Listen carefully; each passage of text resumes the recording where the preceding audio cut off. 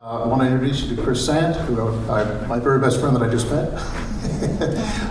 Chris has a background in law, and he does an awful lot of commercial coaching in terms of how to get people to understand the value of the solutions that they're offering in various proposals. So this would be a good opportunity for you to pick his brain and get some great tidbits that you can take back to your day jobs. So without further ado, Chris, I'll let you go. All right, thank you. I have to say I really appreciate you all coming. I submitted 2 ideas, and one of them was on how to show the dollar amount of value you have on a federal bid for the new regulations that say they're going to adjust the price based on it. And the other one was on Dante.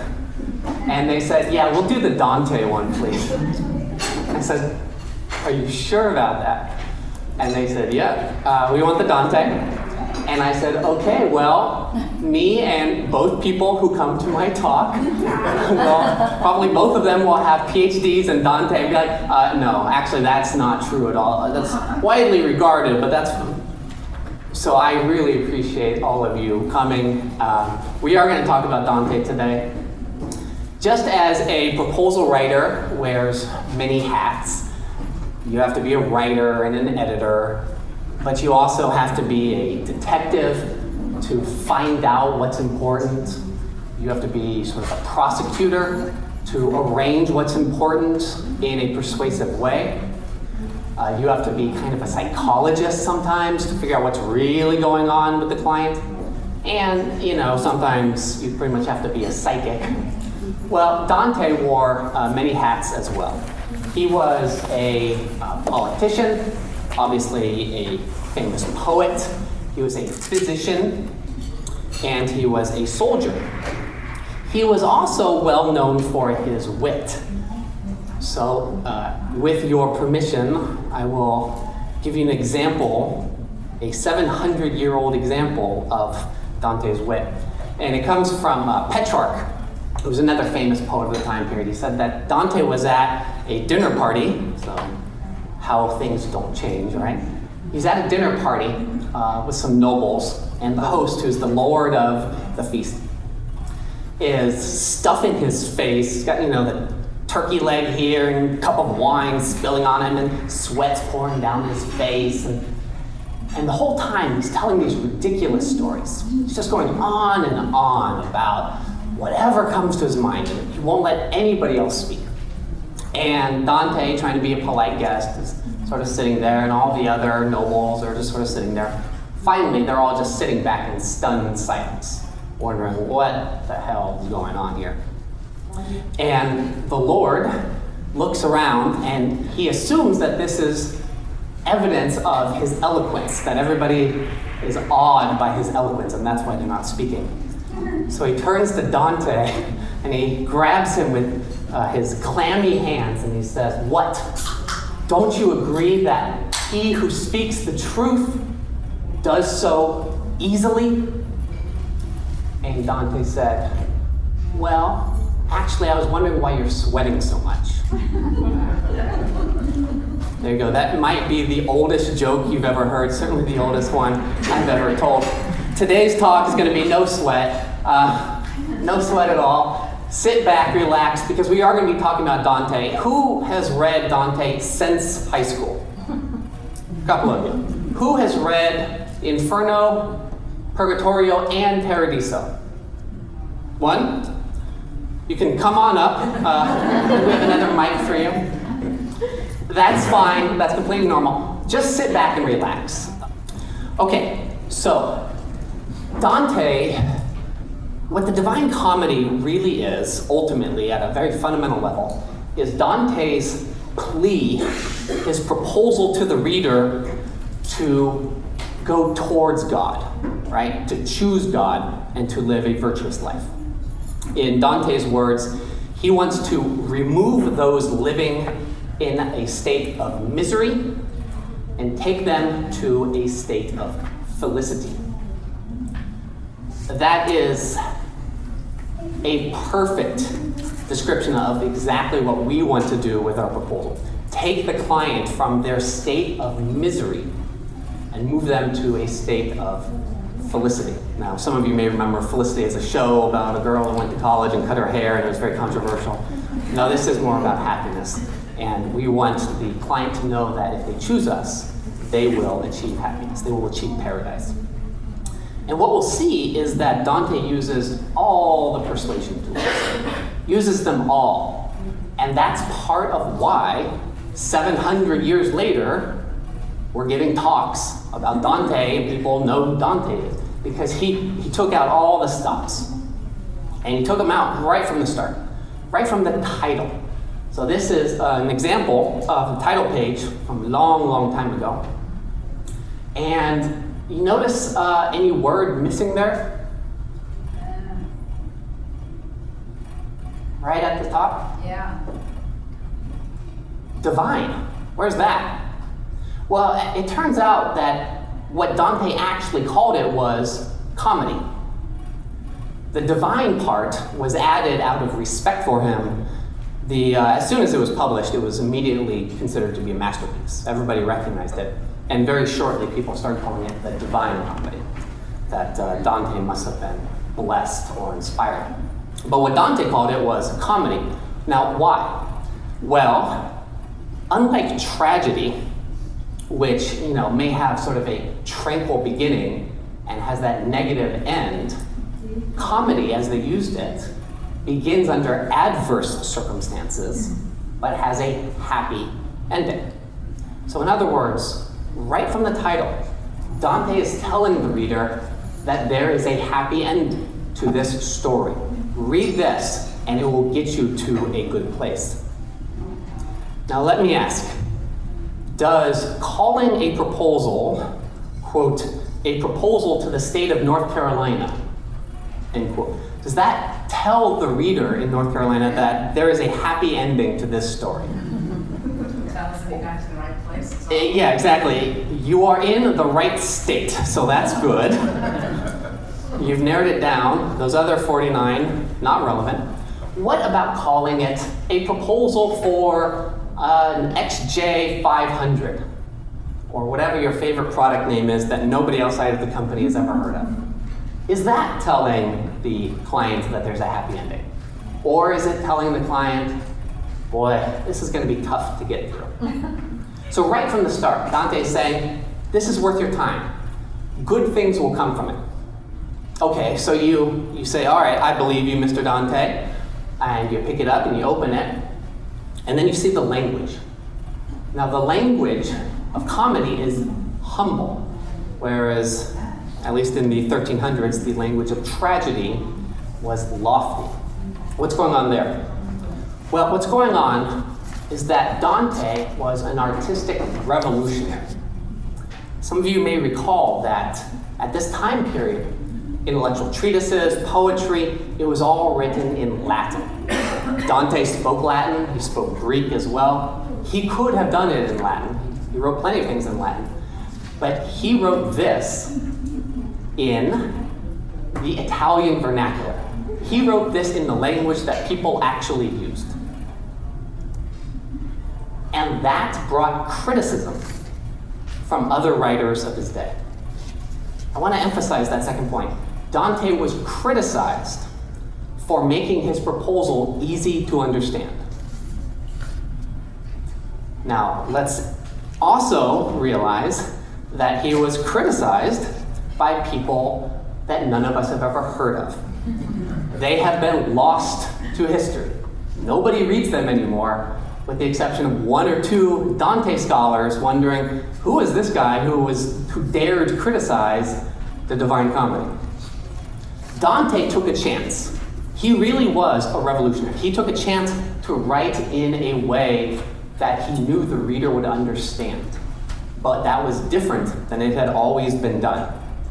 And he was criticized for it, but 700 years later, we're talking about Dante, not about the people who wrote just like everybody else, followed the same thing that everybody else did what everybody else did, didn't stand out in any way.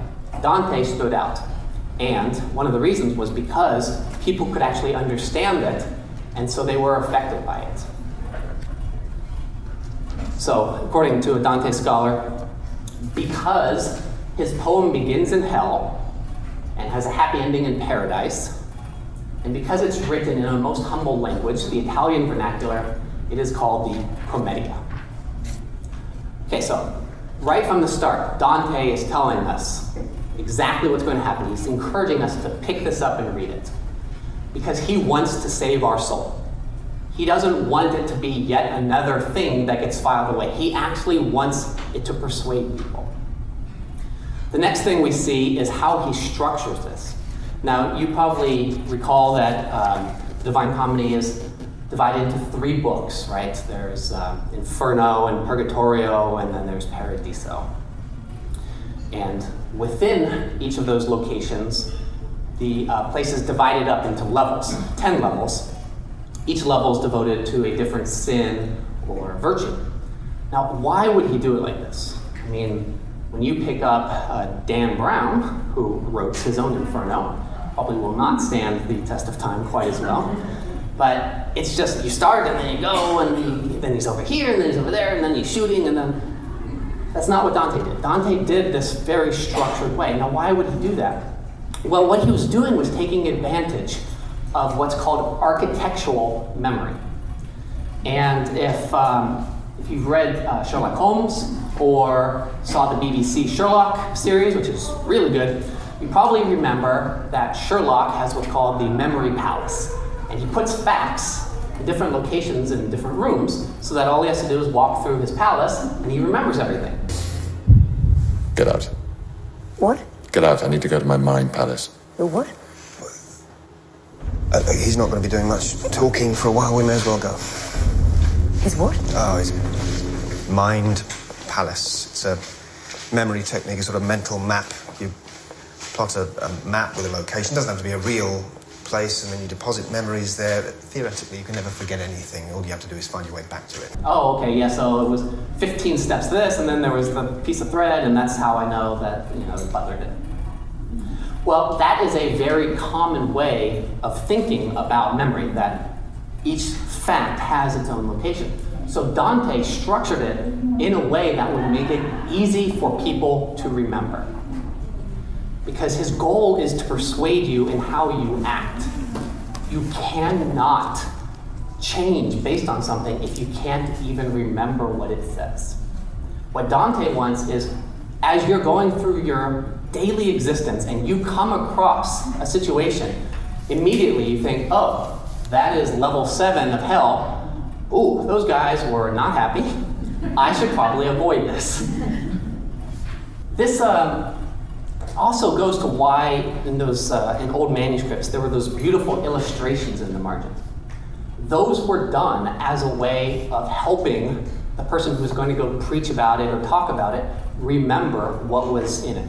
And to this very day, we should be including charts and graphs, pictures, things like that to help the reader see and remember, because images work on a different level than text does in your brain. So by doing, making your message come in both directions, it makes it much easier to remember what's going on. Does structure even matter though? Was he right? Well, the short answer is yeah, it does. Readers are very much swayed by structure, and in some cases in very bizarre ways. So one study had, it took some people and it asked one group of them, the control group, said, how do you feel about solar power? 1 to 10. How favorable do you feel? People would say, about a 7. It's a pretty good thing. And then they would give another group certain text where they would have arguments pro and con. And they would put the con first and then the pro, or for the third group, the pro first, then the con. But both of those groups are reading all of the same words. Did that make a difference? Well, here we go. Here's the control group. They scored a 7 on average. If you read an essay that was con and then pro, pretty close, maybe around a 6.5. But if you read pro, then con, now you're up at like 8.5 or 9. So mere structure, mere putting the same words here instead of here has about a 20% increase in how favorable people find the topic of the essay. So structure really does matter. Choosing the right order really makes a difference. Even when you think, how does that work? Why would that be the case? And yet it does. And one of the reasons is because, as Dante will tell us, people are going through a journey, and a journey needs to follow certain steps. So if you're getting things out of order, it's screwing everything up for their trip. Another thing that you'll find throughout the Divine Comedy is the number 3. 3 books, 33 cantos per book, and so on. Obviously, there's symbolism for the Trinity there, but also Schoolhouse Rock and Dante were both correct that 3 really is a magic number.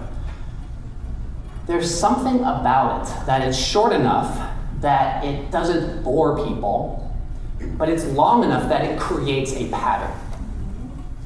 And I really want to encourage you. This is a great piece of advice, and all you have to do is keep the number 3 in mind. If you have a section in your proposal on why you should choose us, put in 3 things. Or what will happen if you don't choose us? 3 things. Why are we differentiated? 3 differentiated. Some of you are like, well, I can't even find 1 differentiated. But ideally, break it into 3. There's just something about it that is more powerful than either 4 or 2, although it really shouldn't turn out to be the case. What's the point of persuasion? The goal of persuasion is typically thought of as to change somebody's attitude, right? And we're among friends here, so that means buy our stuff. So whatever you were gonna buy us instead. But there's actually more to persuasion than that. And especially when you're dealing with larger B2B clients and any government client you have, there's going to be a group of 6 to 10 individuals who will be reviewing your proposal and everybody else's proposals, and they'll be scoring them. And those people come in with different attitudes and beliefs and worldviews. They have different experience, they have different talent. Some of them are going to be sort of supportive of you. Some of them will have never heard of you. Some of them will have, a negative experience. You need to have many different types of persuasion goals. One of the ones that you should have is to strengthen attitudes. So they're going to be people who are, they're basically predisposed to you. They're willing to be won over by you. And your goal is by the time they get done reading the proposal, they are absolutely in your corner. They know exactly why they support you. They know what, the arguments for you are. They know what the arguments against anybody else. They feel strong in their belief towards you. So changing the strength of attitudes. Helping people understand the importance of attitudes. This is one that gets overlooked, and yet all of us have had the experience where a client or a prospect will come to you and they really don't know what's important when they buy, your product or service. They don't even know what to look for. One of the interesting things about helping folks who do government bids is you get to read the proposals afterwards, or at least their reviews, their scorecards or whatever. And if you look at them, sometimes you'll see that this selection committee, they're scoring this particular company high because they have an impressive office building. What happens in the office? But they need to find something. And this one scores high because they have really good insurance. This is actually one that I came in and I helped the client later, but one of the previous ones, the company had been awarded the bid because they had really good insurance. Are you anticipating death and destruction that we're going to need? But this selection committee needed something. They were grasping for something to support their choice. And if they don't know what's important, they'll just choose whatever comes to mind, whatever they remember. If you teach them what's important, then they know what to look for, and because it'll be tied to your differentiator, it'll be something that nobody else can do, or at least not nearly as well as you. Another thing that you want to have as a goal of your persuasion is changing the reader's perception basically normative behavior. So what do most people do? What's the default in my situation? There's an old saying, nobody ever got fired for hiring IBM. I have a background in law, and there's a gigantic law firm, and we have the same thing. Nobody ever got fired for hiring a Skadden. There are some companies that are just the default. If you can convince the reader that you are one of the default options, suddenly it becomes much easier for them to choose you, because then they don't actually have to think. Kristen Dufresne will be giving a talk at the end of the day on how people don't like to think, and that is absolutely true. Whenever possible, make it easy for the unthinking selection committee member to choose you. And finally, one of the goals of persuasion you should have is about self-efficacy, which is people's feelings about whether they can actually change anything. You've had this experience, I've had this experience. People will come to you and say, well, you know, nobody really respects my department, and we don't really have any budget, and you know, they feel like the redheaded stepchild of whatever company they're in. Well, maybe, but sometimes that's where you have to put on your psychologist hat and help them realize, well, some of this is actually in your head because you've never tried. And also, you would feel more comfortable asking for change or promoting change to an executive if you had data, for instance, to back it up. So when they come in saying, well, you know, I can't change anything, I'm too weak or unimportant, what they're often saying is, I don't know what the business case is, and I don't even know where to start. So one of the things that you want to be able to do is help them make the case. Help them be able to make it clear to their colleagues or the executives who come in and say, so why'd you choose this one? They need to have 3 things on the top of their mind. Well, for this, this, and that, which is why being able to remember is so important. Okay, so what's really going on is that Dante is trying to help the reader. And that is exactly what we need to do. We need to help the reader make it through the proposal. Some of you may think, wait, they're supposed to read this thing? Well, yes, they actually are. They're really supposed to read it and get something from it. Unfortunately, that's often not the case because it's scattered and it's unsupported and it's just sort of vague and it's oftentimes all about us. Whereas what Dante is trying to tell us is, look, remember that readers are trying to find information. They need to remember it at important times, not just when it's in front of them, but in the real world they need to remember it, and they need to be able to make comparisons. And in order to do that, they need information. So it needs to be structured in the right way, it needs to be memorable, it needs to be vivid, it needs to be real. And you want to do it all without annoying the reader, because the one thing readers don't want is for their time to be wasted, or to be lied to, or this one is really important. It's always overlooked, but it's really important. They don't want to be embarrassed. They're going to go to a selection committee meeting on Friday morning at 9 a.m., and they're going to be asked what they think. The safest thing in the world is for them to say, I don't know, they're all okay. They're all pretty much the same. That's as safe as can be. They will not be criticized for that. The dangerous thing is for them to say, I thought this one was the best, and that's what we should go to.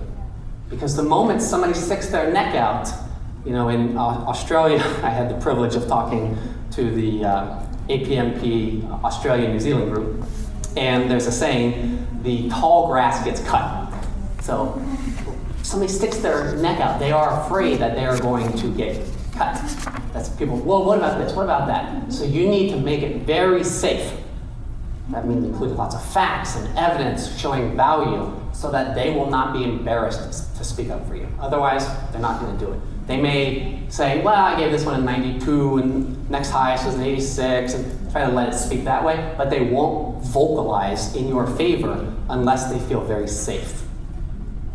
And Dante shows us exactly how to do these things, how to make it persuasive. And in fact, 700 years later, Dante is in fact still saving souls. So he sets it up in a way that's conducive to persuasion. He puts it in a way that makes it easy to remember. easy to understand. What about the actual story? Well, we start with the situation, and the first line is, in the middle of the journey of our life, I found myself within dark woods where the straight way was lost.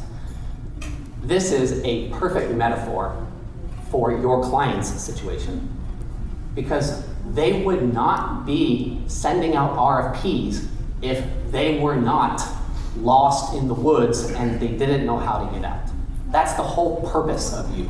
Help them get out, help them be safe. By starting like this, Dante is starting in what's called in media res, so in the middle of things. Things are already happening. He's already lost.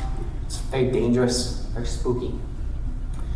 Contrast this with a habit that a lot of proposals have of starting with 2 to 3 pages of sort of throat clearing about when we were founded, and we're very innovative, and we are focused on partnership, and we believe we're uniquely qualified, none of which is backed up by anything. It's just the writer sort of, well, yeah, it's probably true, and okay, I should include that.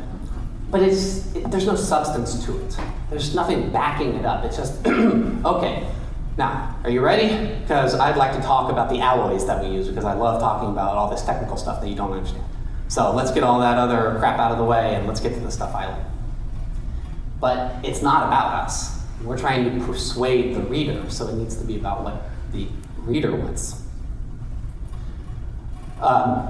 So there he is. He's lost in the woods, and he's also under attack by a leopard, a lion, and a wolf. So there's your 3 again. Your client is also under attack. I mean, imagine working at Equifax right now, or you can think of whoever it was who had the contractor for the NSA that, oops, I guess I shouldn't have turned over to the Russians everything on how the CIA collects everything. There are a lot of companies that are under attack. That's their whole thing. That's the only reason they will give you money, is because they feel like they're under attack and they want to not be. The attacks can come from outside, so it could be new regulations or a new market opportunity, computer hackers. It could come from inside, performance goals, new KPIs that they're supposed to hit. It's probably both. There's usually many. You really need to understand what this particular client, is under attack about, because that's what they want to hear you talking about. That's how they know that you are there to guide them, instead of you being perfect for somebody else but not for us. If you're talking about where they are, where they're lost, and saying this is how you get from where you are to where you want to go, then they know, oh, okay, so this is the kind of guy that I can trust. Now Dante, the main character is Dante the Pilgrim. The author is Dante. This is sort of Dante's way of showing that this is autobiographical for the reader himself, that you can't address each individual reader. The proposal, we can actually do that. We can make it all about them. But that's what Dante is trying to show. That this is really about an individual person's journey. Dante the Pilgrim, he tries to solve the problem himself. He sees this hill that's lit by the sun, so he tries to climb to it. It's like, okay, I'm lost, I'm in the woods, that's where I want to go, I'll go there. And then he's attacked. So he has to retreat, he has to go back down. Your client absolutely has tried to solve the problem themselves. That is 100% certain. If they could have done it themselves, they would have. It's only because they've tried and failed themselves that they have released the RFP, or that they are talking to you. But this is sort of an important point, because you need to understand that they are actually trying to do something. They don't care about memorizing your brochure. They're trying to accomplish something. So Dante's down in the valley trying to escape from these animals, and he says, he sees Virgil, says, basically, Virgil, Mr. Smart Guy, save me. And what Dante wants to do is say, now Virgil, take me to the top of the hill. Make me safe from these 3. Because just like everybody else, what Dante first tries to do is just stick a Band-Aid on it. He doesn't want to fix his life. Your clients don't want to revamp, their ERP. They don't want to have to build a new factory someplace. They will do it if the reasons to do it are good enough, but they don't want to. That's just upsetting their entire status quo. People prefer to stick with the status quo. The problem, though, is, a Band-Aid only lasts so long, and you're just going to be in this trouble again a few days or months or whatever down the road. And that's what Virgil says. Like, look, dude, yeah, I'm happy to help, but we can't do this little Band-Aid thing. You need to actually fix the problem. Are you willing to do that or not? Dante says, well, I'd rather not, actually. But then, he's about to be attacked again, so he says, okay, why don't we do it your way? Let's fix it the right way. So what's Dante saying? What Dante is saying is, meet the reader where they are. Okay, they are lost, they're in the dark, they are alone, they are under attack. Meet them where they are. Do not expect them to come to you knowing your product names and knowing what all of this jargon that you put on the first page of your executive summary means. They don't understand it, they don't have time to understand it. They are under attack and they want to fix it. If it means doing something big, they'll do it if you can persuade them that they really have to. Because they would rather just do the little Band-Aid. But they will do it, but you've got to persuade them. What we're going to see is there's this journey motif, there's this trip motif. Dante needs to take his trip through hell all the way and in heaven. And our clients, it's the exact same thing. They need to actually fix it, which means introducing change and spending money on top of the hell that they're already in. So we really are making things worse for them. They just have to believe that after that, it's worth it. Everything pays off. But there's no doubt that they don't want to be talking to us. This is something that we often get confused. We have the answer for you. We can do this for you. They don't want to be talking to you. They don't want to have a problem. They don't want to hire you. They certainly don't want to pay money. But they'll do it if the payoff is enough. Yet far too few proposals show what the payoff is.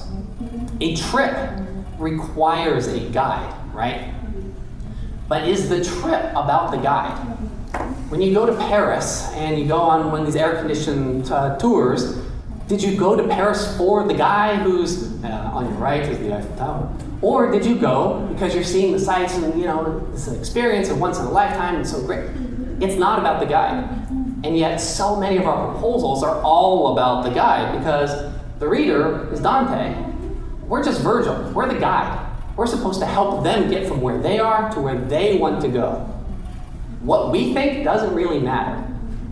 All the great stuff about us doesn't matter if it doesn't help them get from the hell they're in to the heaven they want to get to. So you cannot be happy reciting facts about yourself. Some of you may think, though, but my proposal is basically lots of facts about myself. And the reason for that is because it's so easy for us to talk about ourselves. But this is a critical mistake, and Dante actually emphasizes this by having the guide be Virgil. Does anybody know what Virgil is famous for? The Aeneid, exactly. The Aeneid is it's a great title because it's a story about Aeneas. And Aeneas was the guy who left the destruction of the city of Troy and made his way, took a trip, and was there for the founding of the Roman Empire. So are we seeing a theme here?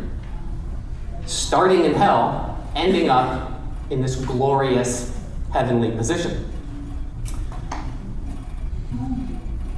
And this is what gives rise to Dante's famous quote that the path to paradise begins in hell. A lot of people approach proposals as a sort of information transfer. If the prospect just knew enough about us, they would choose us.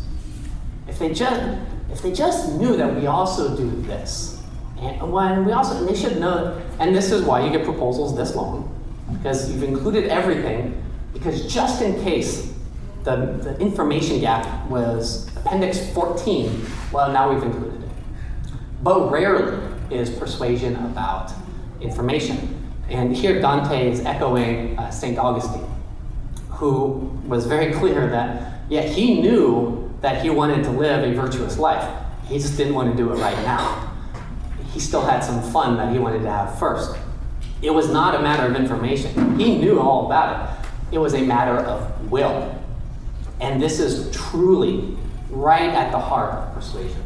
If anything, persuasion is not information transfer, it's emotion transfer. It's harnessing emotion and reason and facts, evidence.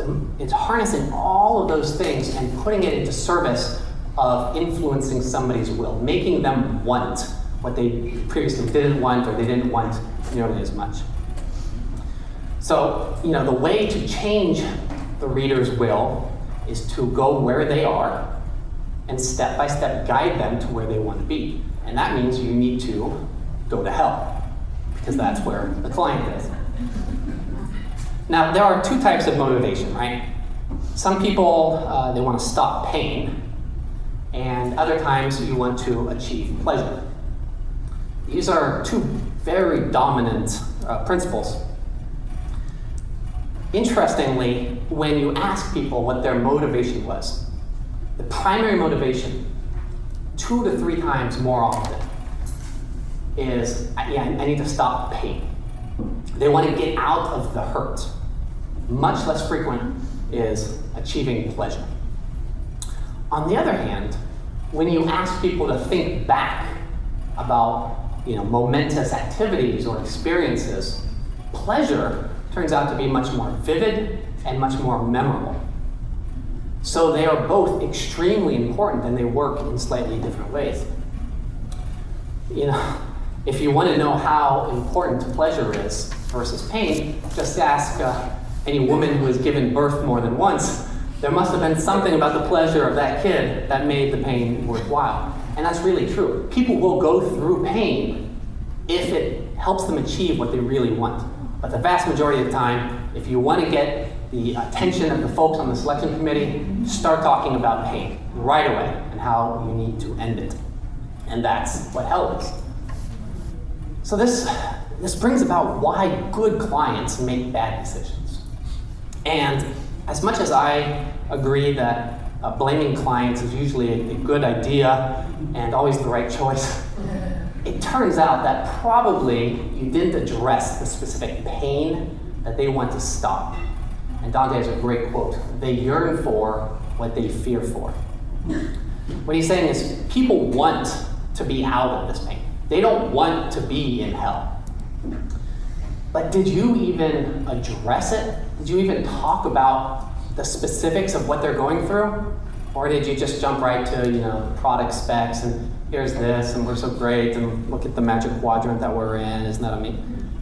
That's not about pain. You can try to trace sort of a chain. Well, okay, it actually is about pain because, no, it's not. It's talking about yourself. And in your head, it matches up. But in their head, they are under attack. And unless you make it very clear, they don't see what you do. They think you're wandering off in the wrong direction.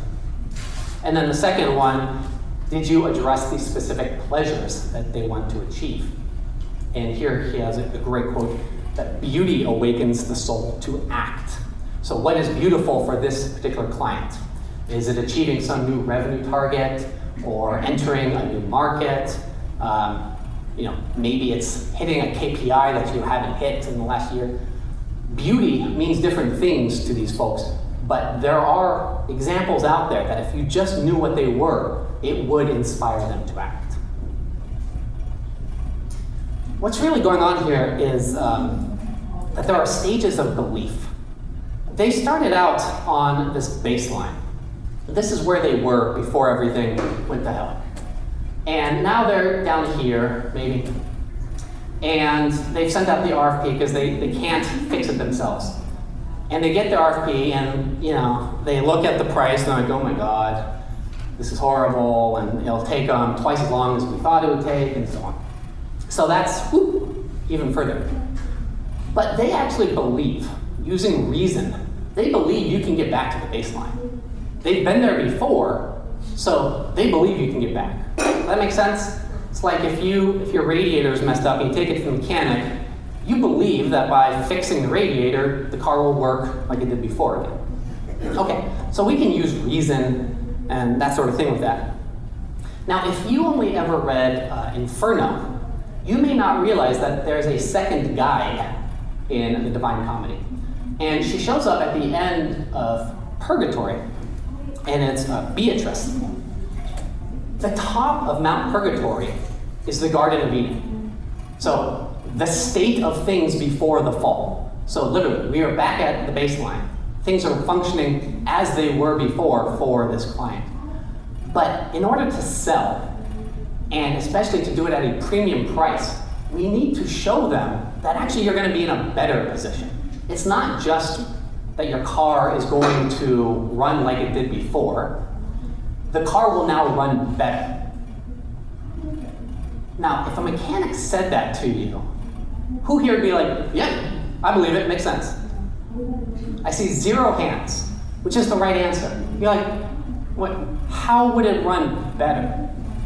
And what Dante is doing by switching guides is he's saying, you need to think about this in a different way. You really do need to approach it in a different way.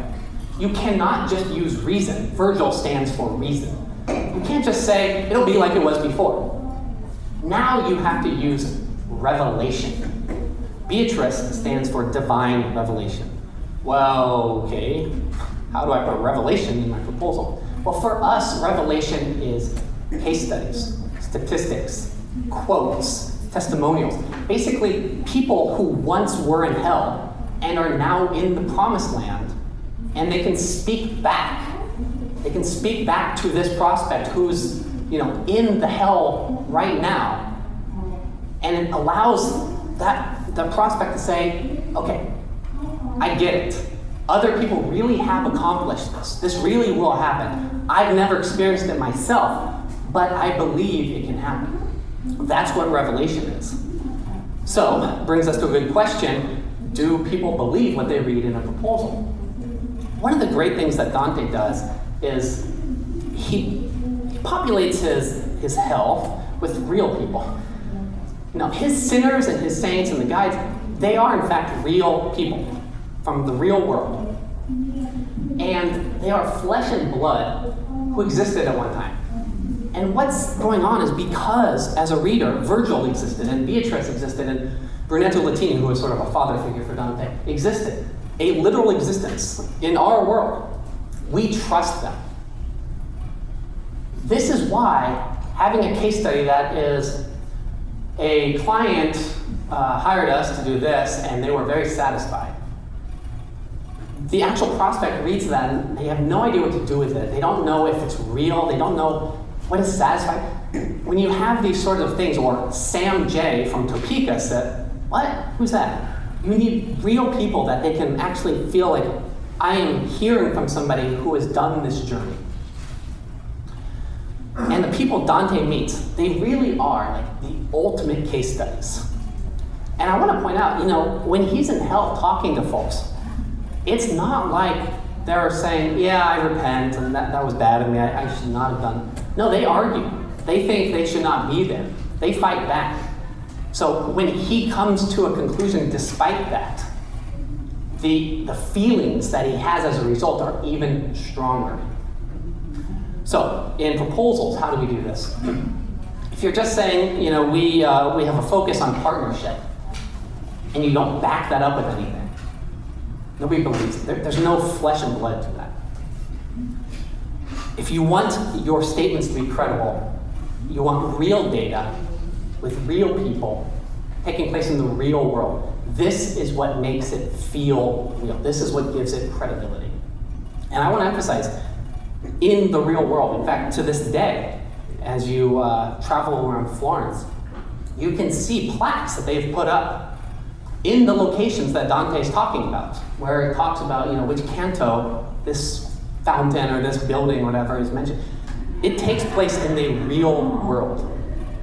Even though it's talking about heaven and hell, it is grounded in what Dante's readers would have felt was their real life. Actual people they knew or knew about, wars that they had just experienced. It was real life to them. Your proposal reader, it needs to feel like real life to them. It can't just feel like a generic brochure where, we did find and replace and we hope we got all the instances of the client's name because we hate to send it out with somebody else. It can't be that because they won't feel like it's talking to them, which, is accurate. It won't be talking to them. Dante has a great quote, which is, "Soon you will be where your eyes will see the source and cause and give you their own answer to the mystery. Whenever possible, you want the reader to figure these things out for himself or herself. You want your proposal, like I said, to be a journey, step by step, a sequence or a progression, where by the end, they see it. Oh, I get it now. That's what the revelation is about. At the end, they see, oh, my company really can achieve 12% more revenue. It's been done. Other companies similar to me, they've done it. It really can happen. So what's evidence? Well, evidence is things that people say that's not the speaker, objects that are not created by the speaker, opinions that are not from the speaker, offered in support of the speaker. If you just write about how innovative you are, and it's not backed up with anything, is that evidence? Not at all. That's just the speaker talking about the speaker. That's not evidence, and that's not persuasive. So, was Dante right? Is this important? Because I know a lot of you don't have a library of quotes and case studies and testimony. Is this important? Unfortunately, it's extremely important. Persuasion research, some scholars said there may be more consistency in evidence research than in any other area of persuasion. If nothing else, remember that Dante fills the Divine Comedy with actual people who had actual experiences. You want to do the same. Fill your proposal with evidence. Why do people trust their own eyes? Well, evidence is more credible when it comes from a highly credible source. That's what makes it more persuasive. No surprise there. What is a highly credible source? There are blue chip clients out there. You mentioned them, I mentioned them. It's good because it gets you in the conversation. Oh, well, we helped Microsoft or we helped Accenture. Oh, okay, well, if they helped Accenture, maybe we ought to hire them. But who's the ultimate in credibility to a person? Themselves, exactly. They trust their own eyes.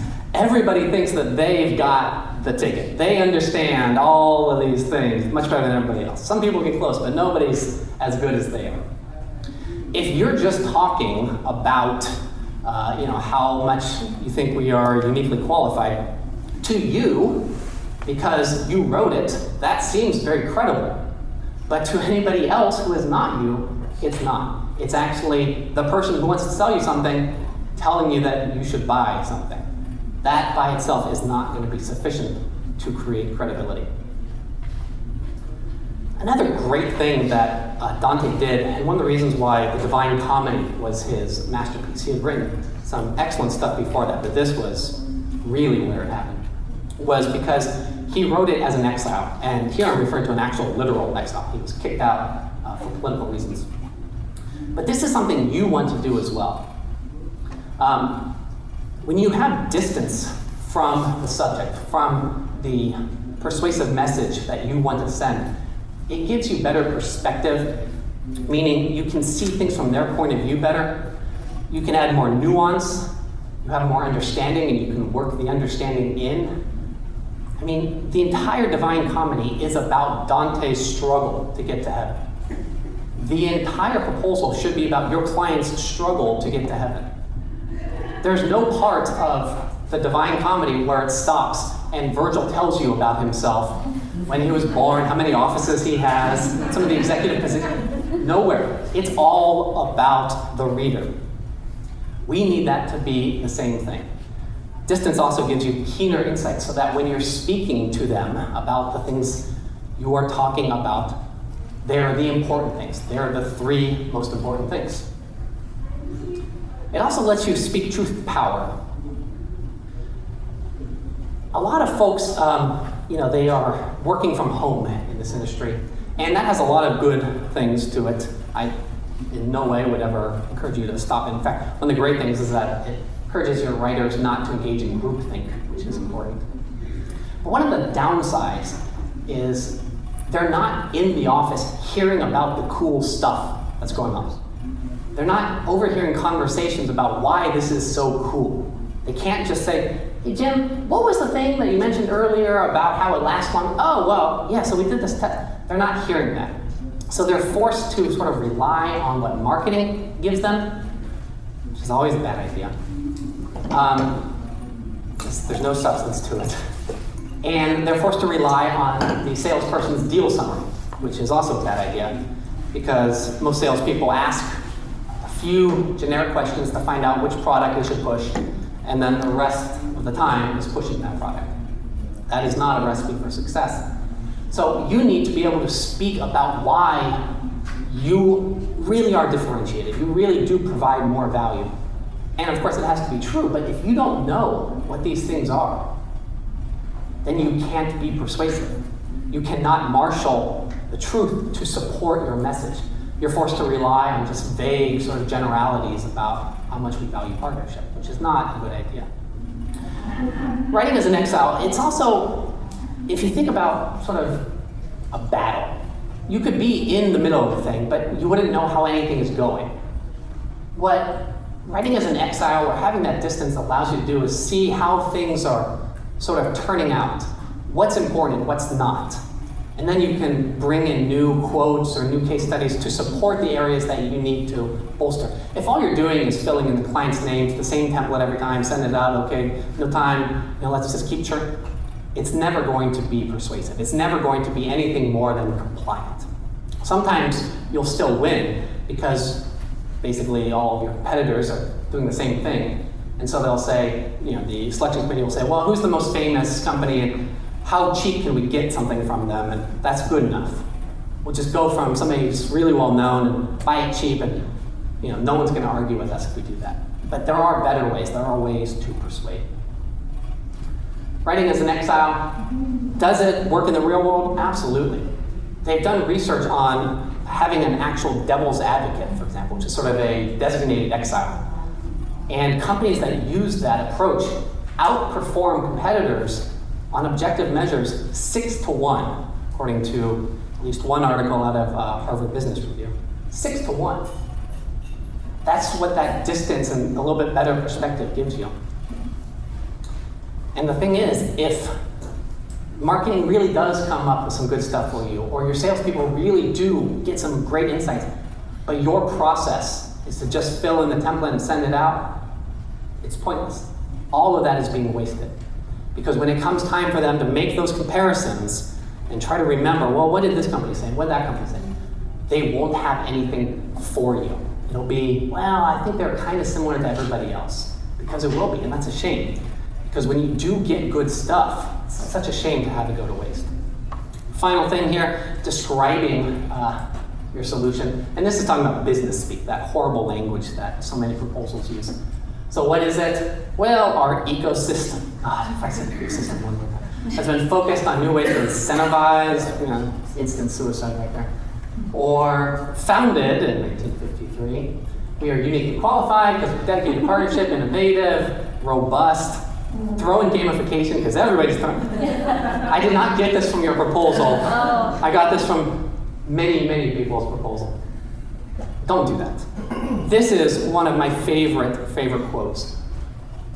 Hell has that saying, abandon all hope, ye who enter here. I would encourage you to write this above your doorway. Because your question searches for deep meaning, I shall explain in simple words. Dante wrote that 700 years ago, and it is still the most important thing I can get across to you. Just because it is a complex topic does not mean you need complex language. For instance, which of these is more persuasive? Our blockchain encrypted CDC hex algorithmic solution architect. Oh God, architect is a verb. Man. Or, according to an independent Ernst & Young analysis, it would take all the world's computers 8 years to crack our software. Which one's more persuasive? And yet, which one used the fancy words? This is a common problem, and there's a great paper on it called Consequences of Erudite Vernacular Utilized Irrespective of Necessity. Problems with using long words needlessly. And what the authors noticed was that even though texts on writing like Strunk and White say avoid overly complex language, they are in agreement with that. Nonetheless, a majority of undergrads admit to deliberately increasing the complexity of their vocabulary to make it seem like they are more intelligent. No, it does not end with undergrad. It keeps right on going. So the question is, does it work? Does it make you seem more intelligent when you get out the old, well, just right click on this and see what Microsoft has to say in the source? The answer is don't do it. The more needlessly complex words you use, the dumber you appear to the reader. 3 different experiments showed that. And another experiment showed that if you're not using things like headers, bold, italics, graphics, formatting that helps the reader, just helping them, that also makes you look dumb. You think, well, why would it make you look dumb? And I think the reason is, a smart company would make it easy for me to buy from them. They are not making it easy. They're talking about their product names and jargon and using all this complex language. Therefore, they are not a smart company. Therefore, I am definitely not paying a premium price. We will see how low we can get their price. Maybe we'll go with them then. Anybody here ever get pushback on price? This is why, because they don't know what they're getting from you, so they're not going to pay more than they can just buy it from someone else. Finally, Dante does in fact address the most important issue in all of the proposals. What about selection committees that put you through all of that effort, and then they just end up sticking with the status quo? Dante addresses this. He recognized that the hottest places in hell are reserved for people like this, who in times of great moral crisis maintain their neutrality. They don't want to stick their head out, so they say, well, let's do it next quarter. Let's see what the budget looks like, in 2018. We just put in 75 hours, not to mention our, subject matter experts. How dare you? Well, you'll be glad to know that Dante puts them exactly where they belong. Feel free to email, ask questions. If you're a Dante scholar, don't ask anything. Don't send. No. I would love to get your feedback. So you can go to that ChrisSant.com/Dante. But the final points, as a summary, what is Dante saying? What did Dante do to make the Divine Comedy so persuasive? Well, what he said was, start persuading right from the title. So, what is happiness to this client? 15% more revenue, 8% more productivity, 6% lower cost. Whatever happiness is to them, tell them that they're going to get there right from the title. Structure the proposal to make the key points memorable. Use simple, everyday language. Understand the pain that they're in. Talk to their pain. I know you're busy, but talk to their pain. Take the time to find out what matters to them. It's going to be such a breath of fresh air. That alone is worth a premium price. Also, find out what they want to achieve. Where do they want to go? And then show how you, and especially your differentiators, and only your differentiators, can get them there. Write like an exile. Have that perspective. Have that point of view where you take the time to really understand what things look like from their point of view. See what they're coming from. What's life like for them? Because if you can let that influence the proposal, it doesn't have to be a lot. It's not tons of hours. Just in the executive summary, include those nuggets that show that you really paid attention. And then finally, use evidence and examples. Obviously, Divine Comedy would be nothing without evidence and examples. And a proposal is nothing without them. All right, thank you guys. I really appreciate you coming.